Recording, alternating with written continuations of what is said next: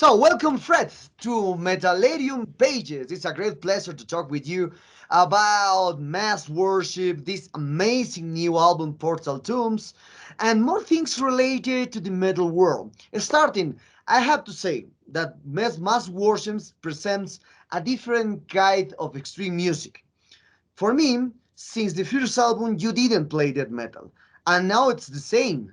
So it's something extreme with the gen, dissonant, and progressive elements and more into there. So for that, what were the reasons to form in mass worship at the beginning? And was this kind of mix or with this kind of mix of styles? Was it something natural meanwhile you are rehearsal, or perhaps you think that this is the way that we want to do? Yeah, I mean it is natural, and I think from the beginning with this band, the actual core of everything we do is more surrounding the darkness, and the Yeah, heaviness, yeah. and that's like the core of everything. But then collectively, I think all of us wanted to evolve. We wanted to be more progressive. We wanted to be more melodic, and I think also with this band, I've kind of found my way what it is that I basically use this band to communicate through music, and that's it really. So it's not so much planned, it's more like a communication, and whatever happens. Then we collectively choose, is this a song we want to go forward with, is this a sound we want to go forward with, and what else is missing in the mix, etc. So Mm. Okay. Many people in the world thinks that you play death metal. Cause I read a lot of reviews from your both albums, heard a lot of interviews. That most interviewers said that you play death metal with modern elements, and I think that has a lot to do cause you use the HM2 effect into your writing yeah. process.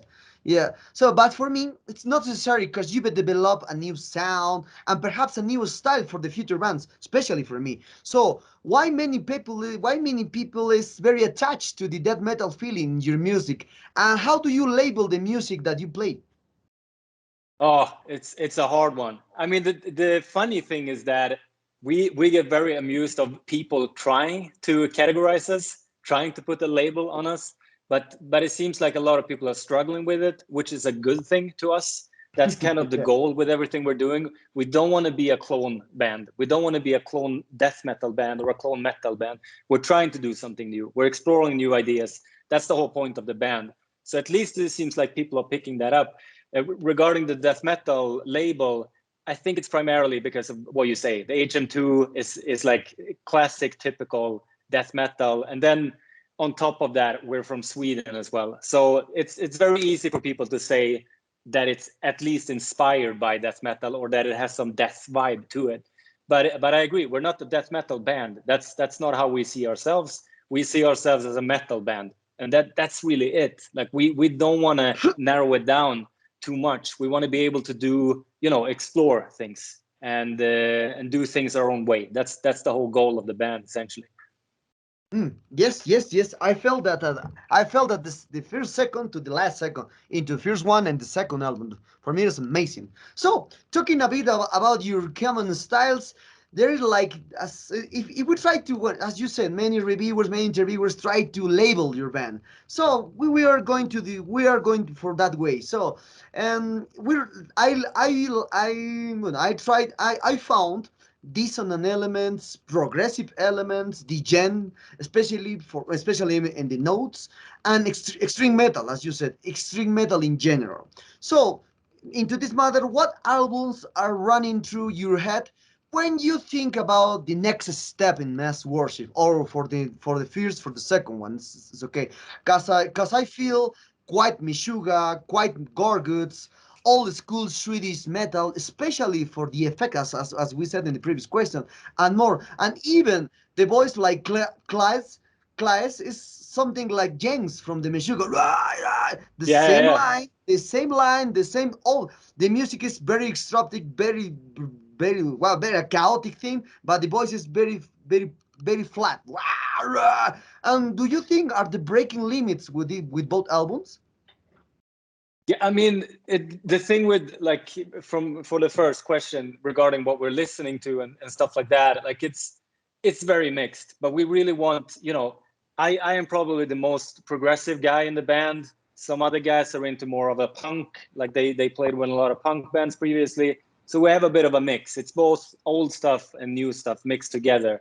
And of course, like I'm a huge fan of Meshuggah. I love Meshuggah, but I love Meshuggah, but I don't like gent, and that's the Yeah. real difference. So I can take inspiration from Meshuggah, but I don't want to do a gent band. That's not at all what we want to do. And so it's kind of easy to just cherry pick a bit of different things that we just feel fit to this expression, essentially. And then Klaus vocals I see it as the glue that keeps everything together. That's like the red line that is gonna go through everything we do. It's like the common path, the thing that people can attach to while they're being thrown around in this world that we're creating with music, essentially. Okay. So, when the second question, perhaps do you think they are breaking limits with both albums? How do you mean breaking limits? Because perhaps, as you said, some people think that you are death metal or degen metal or etc. etc. But when you hear the music, it's more than that. So what do you think about you? Perhaps are thinking something more visceral, more extreme, more futuristic sounds, something like that. Yeah. But the thing with that is that it's super hard to put into words. I don't fully myself understand what it is we're doing at this point. I just know that we're trying to, again, I'm just trying to communicate how I see the world, how I view the world, using music as an expression, and this is just what comes out. And I think the feeling that we chase all the time is this overwhelming, that it's like very overpowering. It feels like a tank running over you, and not in a classic way. It's kind of outside of references in some weird sense. And then it's this, dark, like I think what we're doing is extremely dark in some melodic sense still. Yes. But it's extremely hard to put into word. I don't really know what it is we're doing and how it turns out the way it is. Yeah. But we're trying to break, new ground 100%. Like we're trying to break the mold, do things differently 100%. Okay. Talking about the past with the first album, Mass Worship, you made a deal with Century Media since the beginning, and now with this new one is releasing by them too. So how was the approach of the label towards to you? And did you ever think that the person from the other side of the planet would you review your music and interview now? Even we are in the digital ages, cause there are a lot of bands outside. Yeah. No, it's impossible. Like it's super hard to reach out. But Central Media, yeah, they're amazing. They've been incredible from the start. I mean, we're extremely lucky because we're a pretty new band. All of us have played in shitloads of bands, since forever, essentially. We are established musicians in Sweden. We have been doing this for long. But we're in a fortunate situation where we can create a new band and directly get a deal with one of the biggest metal labels in the world. We're super grateful for this, and they have been extremely helpful. Like they're like our extended family, essentially. They help us with everything, they back us with everything, but they also give us freedom to do whatever it is that we want to do, which is super important for me, especially since we're trying to break new ground. It's one thing if you do a band that is more into a clone band or whatever. They're riding on some type of hype. It's like it makes sense logically, but signing a band like Mass Worship is a bit of a challenge for everyone because we're trying to break into something that is not immediately going to be popular. I think it's going to take time to build this up, and Central Media just having a label like that in our backing us with everything we do just feels amazing. It's incredible, and I would say it's thanks to them that we really reach out to the other side of the world, and I can have interviews like these. That's much thanks to Central Media. That's the real pros with having a big label. It's is that they can really open the doors in different ways that you can't do alone or with a smaller label. It's really hard to do it. Okay. So into this matter of the big label, we try to relate with the underground subject and the mainstream subject because many people around the world thinks when a new band signs with a big label like Nuclear Blast, Intermedia, Metal Blade, etc., they think that there is a mainstream band. It's not more an underground band. So where are you located exactly? Because you are a big band, a big support, new fans around the world, etc. A lot of CDs, a lot of vinyls selling by the label. So are you still feeling like the beginning of the band, like the underground? Or perhaps you are more like mainstream band now. No. To me, it's like an underground band. We're in the beginning of our phase, 100%. And that's kind of I felt the same way about Nuclear Blast and Central Media and all of those labels. You know, that once they sign a band, it's mainstream essentially. Yes, But yeah. the guys at Central Media really proved to me with the signing of us, and I've seen a couple of other bands being signed lately by Central Media, that they are still, you know, they're still giving a chance. They're giving bands a chance just based on that they like the music, and that's really underground music. You know, they help taking underground bands to the next level. That's really what Central Media is doing for us. I don't think we're gonna grow mainstream like, you know, anytime soon. It's not going to happen. It's like too unlikely. But Central Media is going to help us reach the next level, and that's really we want to reach as many people as possible. That's always the goal, because we want to play shows. You know, we want to play as much as we can. We want to do this as much as we can. And to be able to do that, we need to reach as many people as possible. Central Media is a perfect partner in helping us with that. So yeah, I see ourselves as an underground band.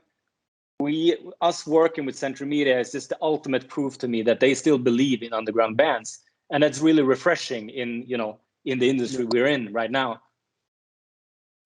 Okay. So, talking about other matters, a detail that is very weird, and talking about one page especially, is that mass worship doesn't appear in Encyclopedia Metallum or Metal Archives. And for me, it's a very weird that because you are more metal than many bands there plays that someone put hard rock outside post rock this inside outside from the metal world. What do you think are the reasons why you are not on that page? I have no idea. I think someone reached out to us, like it must have been 1.5, almost 2 years ago now, asking us some questions regarding, you know, because they started writing some bio for that. But I have no idea where that ended up. I don't think you know, eventually we probably didn't end up there. I don't know really. I don't know how that stuff works. I just don't pay attention really. Like, to me, it doesn't matter. It's cool if people pay attention and, you know, put it up there. That's nice, of course. But I think it will happen with time. You know, eventually someone's gonna be interested enough to put us up there, and that's it. Okay, and relating this matter because if we try to relate with the sensor matters, and what is your opinion about the sensor matters in the social media in general? Because this kind of block mass worship from Encyclopedia Metal for me is a censorship because you are a metal band, and they think there's not like a metal gatekeeper is into there and not forbidden anything that is not heavy metal, thrash metal like they know metal. Yeah. No, I hate that stuff. It's like, it's super silly because, and I mean, it's really like from the beginning, even when the first death metal bands came out, you know, they were also not, you know, it wasn't metal to some people, you know, it was too Yes. extreme and it was silly and whatever, you know.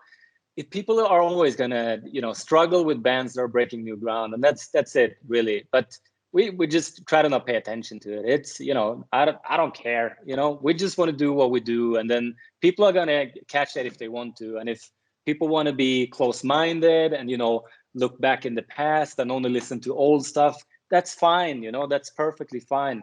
But we're into the new stuff. We want to, you know, bring something new to everyone. We need some new flavors. And, you know, if people are gonna gatekeep us from certain areas because of that, then, you know, fuck them. I don't care. It doesn't matter to me. Great, great. So now talking about the lyrics of the band in both albums, and especially with the promotion of the last Portal Tombs, I tried to connect the name with the cover at the first.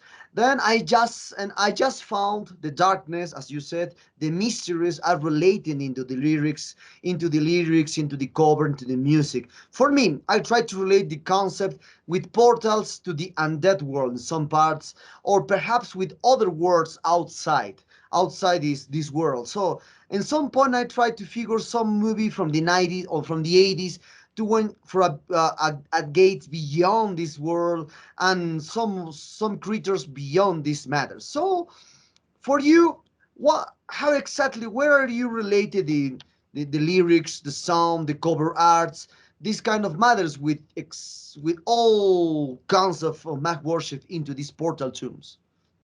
Yeah, yeah. I mean, it's really what you're saying is exactly right. It's just that it's not as point on. I mean, when I'm writing stuff, it is about, dimensions beyond our existence essentially.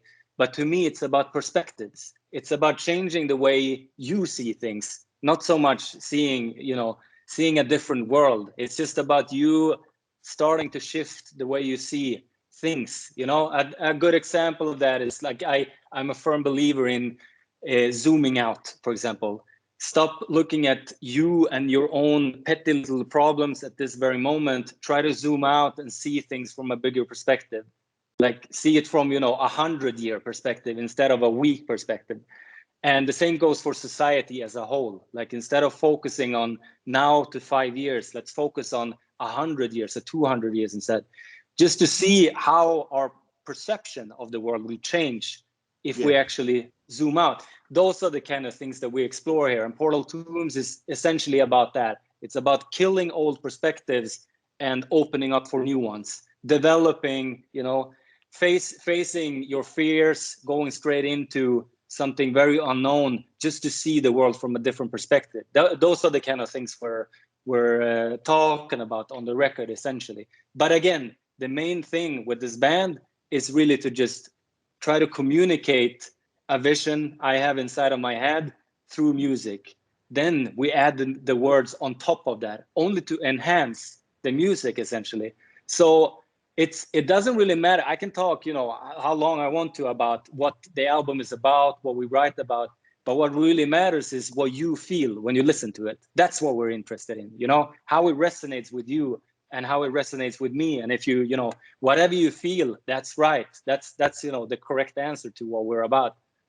Great, great to hear that. So, as you said, you communicate the music with the darkness, with the mysterious subjects, this kind of stuff, and you try to reflect this a lot of in your answers about these words. So, if we try to relate these kind of matters and go beyond of music, now we are talk about the feelings. Now talk about something like that, and this kind of matter I like to ask to all artists. How do you describe the music in a particular way? So, perhaps do you hear about the synesthesia matter? Yeah, okay. The synesthesia matter is when the people when some people in the world listen to music, they see colors, they smell others, they'll taste flavors when they hear some and especially music. So, for you, what kind of colors and flavors and others that the listeners will find into these portal tombs? Me, it's about this kind of I mean, I sincerely believe that we as society has reached a point where we don't look forward to the future anymore. We've lost our forward momentum, so to speak. We don't believe in anything anymore. We erased religion, especially in Western world.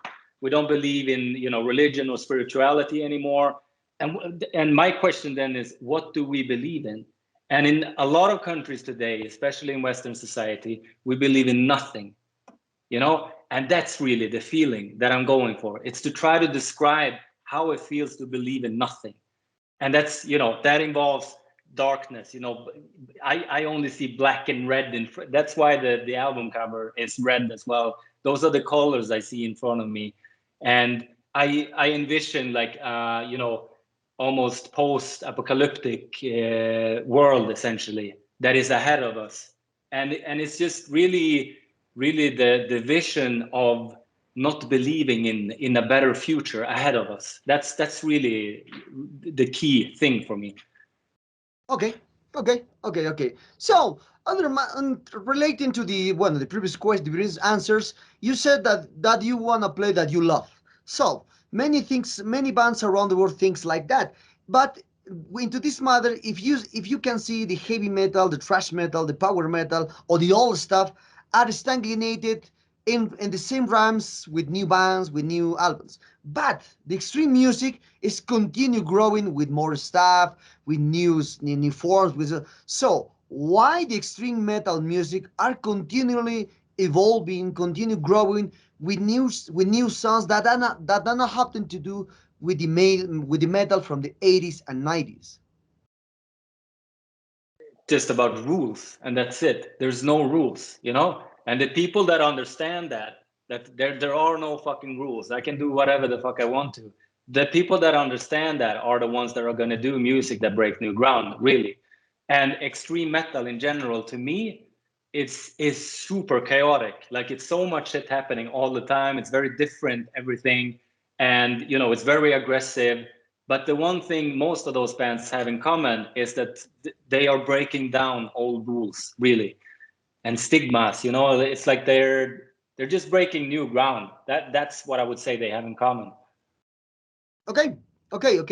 So now, as I said in the first question, we will talk about other matters into the metal world, especially talking about the physical matters nowadays, and the new way of hearing music, like the digital platforms. So, starting with the first question in this new in this new bunch of questions, well, now, as you can see, the new generation prefer to hear the music with Tidal, with Spotify, with iTunes, and whatever digital platform exists now. So, and this new generation select one, two, three, four songs into the digital platforms and no listen to the whole album. But for me, I'm the 80s person, so I prefer to hear. I start to collect music with the tapes, then CDs, and I'll continue with CDs. So for you, why the albums doesn't have the same impact compared to the 70s, the 80s, and 90s, and what does band needs to do to improve or to encourage to listeners of all songs in an album? Super hard, but I think it's really like the format that we have with Spotify and Tidal and stuff like that is super, like, it's not beneficial for bands at all, in any way, really. And that's kind of the core problem here. The incentives are wrong. The incentives of Spotify and Tidal are wrong. And then everything you build on top of that is going to be wrong as well. So I think the only way you can really make people listen to albums per se is outside of that world. Like, I don't think it's even worth spending too much time focusing on getting listeners to listen to albums as a whole on Spotify, because a majority of people will simply not just do it, and that's it. So the best way to do it then is to promote records. There are people like me and you that actually enjoy physical records still, and I think in metal, and especially in underground metal, it's prevalent. It's a lot of people doing it, and that's really the people that we want to reach out to. Another way to deal with it is also to make sure that whenever you do music, you do it as thematic as possible. A whole record is one thing, and you treat it as such. And then even if it lands on Spotify, when you listen to Portal Tombs, our new album, for example, it all like it's put together in a way that it just works better as a play. You listen through the whole album, and I think that's really the only thing you can do, and then hope for the best. Like, because people are still gonna take out a song from here and a song from there, and it's like playlists. That's the new thing. You need to be in playlists and stuff like that. It sucks, but it's just how it is, and that's it. I think we just have to ignore that for now and hope that things will change. The incentives will change. The core incentives of everything will change with time. Okay. Just talking about this matter. as you said about the physical format is the way to hear music. For me, it's the same because I hear with this kind of music in the 80s, hearing tape trading, this kind of stuff. But now, as you can see, is there a way for a new trend to revival of the vinyl? I think it's 5 or 10 years now. The revival of the tape has a lot of consumers into from the labels, etc., etc. So for you, which are the best way to hear the music, in vinyl and tape or CD? To me is the best. I also really like the sound of a vinyl master because it's mastered on a much lower volume. It just leaves more room for dynamics. You don't have to push it as hard. I just like that format, and I also like holding a physical thing. And CD to me, I grew up during the 90s. I'm born 89, so CD to me is like, I don't know, it's just unattractive format. It's like digital but physical at the same time, and it's just not very nice. I always preferred vinyl. That was much cooler. I would always prefer doing that. But that said, I mean, due to convenience, I also listen to shitloads of music on Spotify, of course.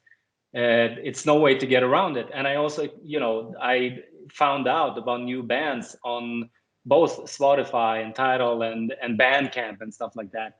So it's also still a valid way to find new music and to explore the genres. But I think once you really want to, once you feel that you really like a band, fucking buy a vinyl. Like, buy it so that you have it at home. It's a much nicer experience, and when you put it on, you're gonna really commit to the full experience of the album that you buy. And I really like that idea. Okay. So we are very close to end this interview, Fred. And what are your future plans for after releasing these Portal Tombs? Perhaps a Latin American tour here. And how many persons do you travel when you do a tour, perhaps in Latin America? America is probably far off. Like, I don't know when that's going to happen. We're starting to talk about doing some North American tour, but it's also in the talks. For the beginning now, we have a European tour that might happen in March together with Leak, a Stockholm death metal band. But we'll see what happens because it's pandemic, so it might get canceled. I think it's up in the air right now. I don't really know what's going to happen. But the whole goal with this band since day one is to release music and tour as much as physically possible. We want to tour everywhere. We want to play as many shows as we can. That's what we love to do. Most of us have a background in playing punk bands. So we've been doing a lot of DIY touring. And that's really what we're super good at. And what we love to do is just to get out on the road and, play as much as possible. And that's really been the goal from the beginning. Unfortunately, the pandemic has just put the hard brake on that. So we'll see what happens now. The world is changing and we're trying to adapt to that. So to begin with, we're gonna hope for this tour that is in March, and then we're gonna release some playthrough videos for YouTube and stuff like that, and then we'll see what happens. We have some festivals this summer as well. Maybe they will happen. We don't know really. Okay. Well, Fred, the sad times arrive at this interview. I hope you enjoyed this one as I did, and thank you very much for the time. You are a wonderful guy, really, really. This new business, amazing. I did my pre-order, and I hope arrive soon to hear in full range on CD because in MP3 is not the same for me as we speak about the digital platforms. Any last words to add to your new Latin American fans and Metalero readers? I'll try to buy. By the way, I'll try to buy the hoodie in your Bandcamp page or in your Facebook page in the coming days or weeks because it's really amazing, the hoodie. Oh, thank you so much for taking your time. I really appreciate it. Thank you for the review. It was very nice. And I hope that the word is going to be spread down there in South America as well.